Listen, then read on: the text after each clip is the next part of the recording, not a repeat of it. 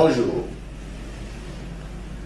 Le marketing de réseau est la science commerciale du troisième millénaire par excellence. Le mot marketing veut dire en anglais commerce, échange. Lorsqu'on parle de réseau, ça veut dire d'une manière interconnectée. Nous avons coutume de dire que tous les hommes naissent interconnectés. Il n'y a personne qui soit seul. Le marketing de réseau a comme principe le bouche à oreille, c'est-à-dire je consomme un produit, j'envoie le bien fondé ou la qualité et je le recommande à quelqu'un. C'est dommage que beaucoup de gens qualifient le marketing de réseau d'arnaque. Je pense que si vous avez une équipe de football que vous supportez et qu'elle ne gagne jamais des matchs, vous ne direz pas que le football n'est pas vrai.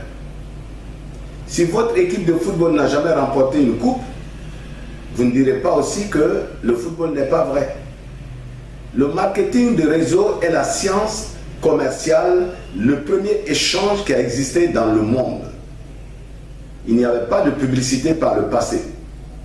Les gens n'avaient pas d'argent pour aller acheter de grandes quantités de marchandises. Mais tout se faisait de bouche à oreille. Quelqu'un consommait un produit et le recommandait. Le marketing de réseau, se fondant sur le bouche à oreille, a comme principe d'éliminer totalement les publicités, d'éliminer les intermédiaires, afin que le produit parte d'un fabricant à un consommateur. On n'appelle pas marketing de réseau des gens qui collectionnent des marchandises de sociétés différentes ou qui vont acheter des fonds de stock pour les vendre et prétendre qu'ils font du marketing de réseau.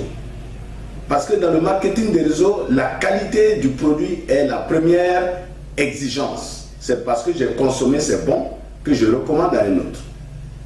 Et dans l'histoire du marketing de réseau, quand vous tapez sur Internet le top 10 ou le top 100 des marketing de réseau existants dans le monde,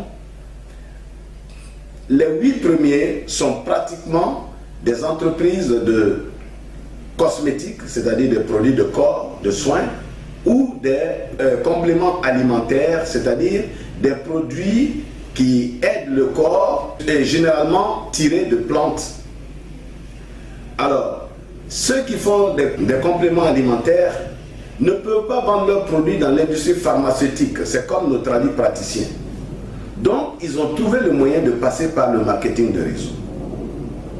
Dans le marketing de réseau, chose qui est très intéressante, c'est qu'on n'a pas besoin d'une grande somme d'argent pour commencer. Car dans le commerce traditionnel, il faut avoir beaucoup d'argent pour acheter des marchandises. Il faut avoir beaucoup d'argent pour faire des agencements, c'est-à-dire des magasins. Il faut avoir beaucoup d'argent. Mais le marketing de réseau a été un palliatif à certains moments de l'économie dans le monde, surtout aux États-Unis.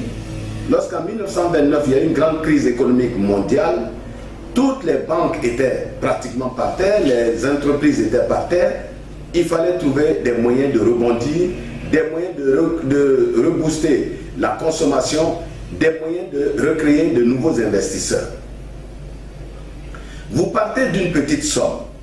Si vous voulez par exemple représenter une grande société comme Mercedes dans votre pays, on va vous demander de donner des preuves de vos capacités à gérer ou à entretenir ce business. Ça va être d'abord un fonds de garantie, ça va être les équipements, ça va être les installations, ça va être aussi que vous donniez l'assurance que vous pouvez vendre une certaine quantité de voitures, tout modèle confondu. Cela exige énormément d'argent. Tout cet argent que vous devez disposer et qu'on appelle une franchise, dans le marketing des réseaux, cette franchise est morcelée. Vous êtes nombreux à faire ce commerce.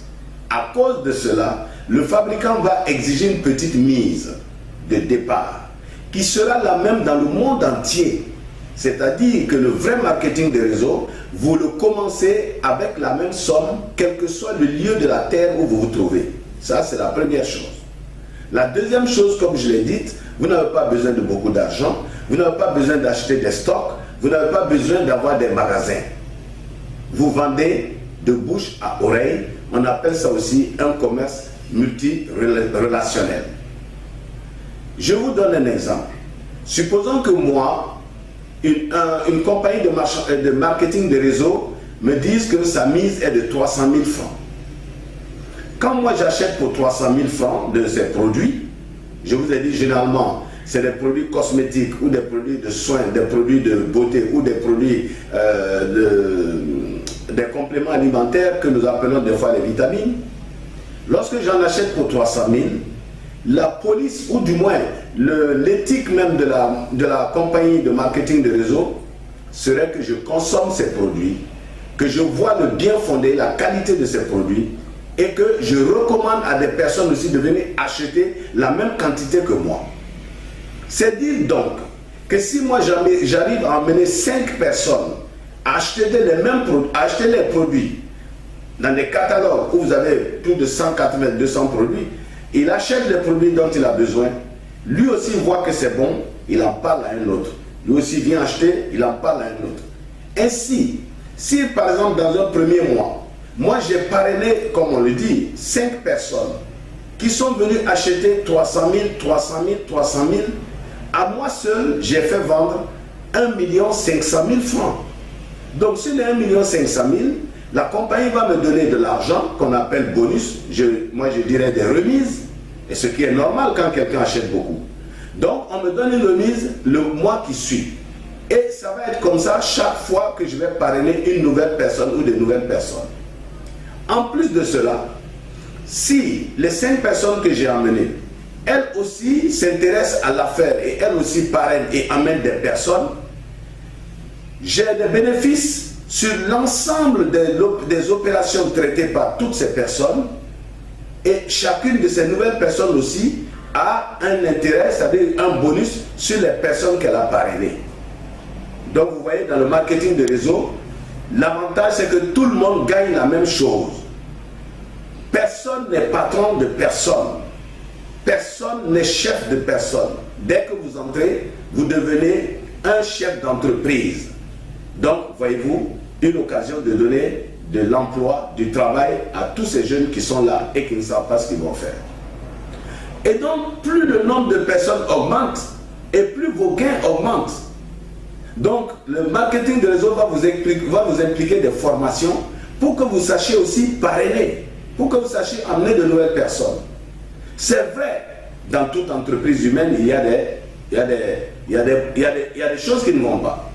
Vous avez des entreprises qui vont faire de grands bénéfices et qui ne vont pas intéresser, comme ils l'ont dit, les gens qui se sont présentés comme distributeurs. Ça arrive, malheureusement. Mais dans le bon marketing de réseau, les entreprises vont intéresser ceux qui sont des distributeurs mensuellement et annuellement. Annuellement, vous partagez une part de bénéfices qui est mise à votre disposition dans le monde, pour tout le monde entier. Nous avons l'exemple de certaines entreprises qui distribuent jusqu'à 181 milliards de francs CFA aux distributeurs dans le monde. Et ce sont des grandes sommes. Alors, je pense que le marketing de réseau est un palliatif dans nos pays africains. Nous courons de jour en jour et d'année en année derrière des investisseurs européens. Mais sachez que ce sont des gens qui ont donné, et on centralise et on nous prête. Et plus nous pensons nous développer, nous développons plutôt les banques étrangères. Donc je pense qu'en Afrique, et surtout dans le pays, il faut créer une bourgeoisie locale, ensuite une bourgeoisie africaine. Et cela ne peut se faire que par des apports d'argent comme le marketing de réseau. Imaginez-vous qu'au lieu de dire aux enfants, aux jeunes d'aller concevoir des projets et d'emmener pour qu'on les finance. Nous savons très bien quand on parle d'entreprise, il faut d'abord des compétences. Ce n'est pas seulement le projet, mais il faut d'abord que celui qui présente un projet ait des compétences. Ce qui manque, car on n'a pas commencé par là. Mais ici, dans le cas d'espèce, on n'a pas besoin de compétences spéciales. On a besoin d'une simple formation pour pouvoir parrainer, pour pouvoir amener des gens à s'intéresser aux produits. On a besoin de connaître les produits pour les recommander. Imaginez-vous qu'on finance ces jeunes dans des directions de marketing de réseau à bien avérées et que ces jeunes gagnent de l'argent. Nous constituons ainsi une bourgeoisie nationale. Et au fur et à mesure que les gens vont devenir nombreux, ces personnes vont avoir davantage d'argent et donc vont être des investisseurs. Nous croyons qu'il ne faut pas rejeter les choses du revers de la main parce que tout le monde dit que c'est de l'arnaque. Comme je l'ai dit tout à l'heure, vous connaissez bien le football. Si votre équipe que vous supportez n'a jamais eu une coupe, vous ne direz pas pour cela que la coupe n'existe pas. Vous ne direz pas pour cela que le football n'existe pas ou que le basket n'existe pas. Donc, ne considérez pas le marketing de réseau comme une arnaque, mais cherchez à comprendre. Le vrai marketing de réseau est surtout l'apanage d'un fabricant. Quelqu'un qui fabrique un produit connu, un produit qu'on peut recommander. Vous devez chercher, quand on vous parle d'un marketing de réseau, où se trouve ce marketing de réseau? Combien de pays dans le monde couvrent ce marketing de réseau? Est-ce qu'il est accepté dans beaucoup de pays? Ensuite, vous devez vous poser la question, depuis quand existe cette compagnie? Ensuite, vous devez chercher à connaître le plan de rémunération de cette compagnie pour savoir si effectivement elle rémunère comme il est dit. Et vous devez fouiller pour voir, à travers Internet aujourd'hui, tout le monde peut fouiller, pour savoir s'il y a des scandales qui ont été révélés concernant cette entreprise. Il faut prendre des garanties, il faut chercher, mais ne pas rejeter en disant c'est de l'arnaque. Lorsque des hommes entreprennent, quand ça ne marche pas, ça ne veut pas dire forcément c'est de l'arnaque.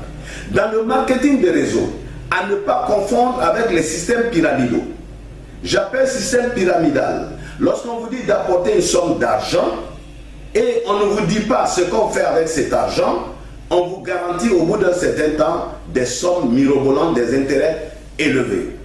Qu'est-ce que l'argent a fait? Où est-il passé? On vous raconte des histoires, on joue en bourse, on extrait du pétrole, etc.